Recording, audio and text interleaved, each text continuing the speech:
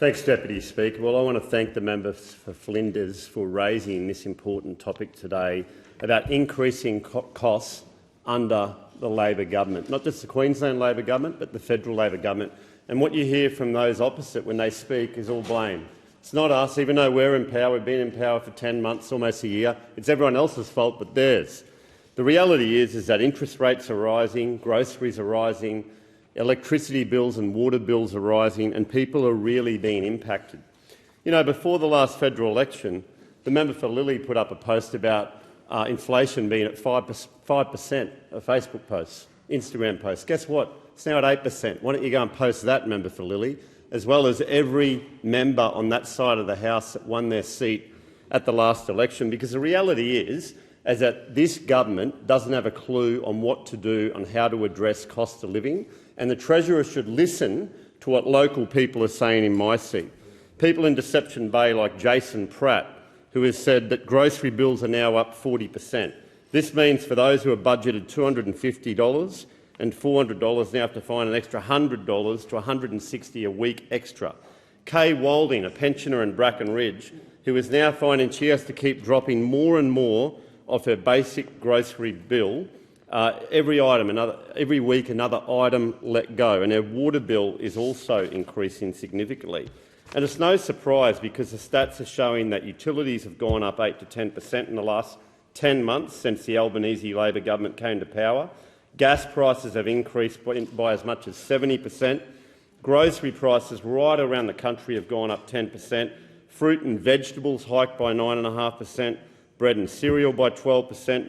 Meat and seafood up over 8% as well. And dairy-related products increasing by 15%. And what did they do when they came to office? They increased the tax on petrol and diesel, made it even harder for people there as well. Barbara Johnston in Burpengary East reached out to me angry that her son saved for years to buy a house and is now quietly priced out of the market. After saving for years, he found he was already unable to afford a standalone house, but now he's completely priced out because interest rates have gone up 90%. The increases, 10% under the previous government, 90% under this government. Labor candidates were running around the country putting up social media posts saying it's now $400 extra a month. Well, guess what? The average mortgage now has doubled. It's $2,100 a month. Go and post that, Labor members. I'll tell you, but they won't because they have no idea what the local people are doing and they've got no answer on how they're going to address it. Brooke Dutton from Deception Bay said it's at the point most people can't afford food. Do you think that $50 a fortnight is okay for people to live on? They were spending $200 a fortnight, but with all the extra costs can now only spend $50 a fortnight. Lisa Turner definitely doubled in the past few months, not the past 10 months, the past few months. Brittany from Griffin, we are roughly paying $450 per week for 2 adults and 2 children. Used to be $300 to $350. Rachel Cook said, massive change, it's crazy. Aliana Zadie-Jane said people can't afford staples at the moment. It takes a toll on their health, and now they're lining up at hospital for diet-related illnesses. Chelsea Robkey, a big change. We used to pay around $120 for a big shop, and it's now closer to $200. Caitlin Griffiths, a family of 10 used to pay $400, and we're now looking at $600 a week under Labor. We used to spend $180 to $220. This is Cassette Hazelwood.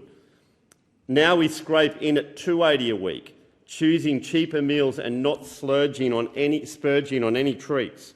Kalinda Johnson used to be $200 max, and now we're seeing $350 a week regularly.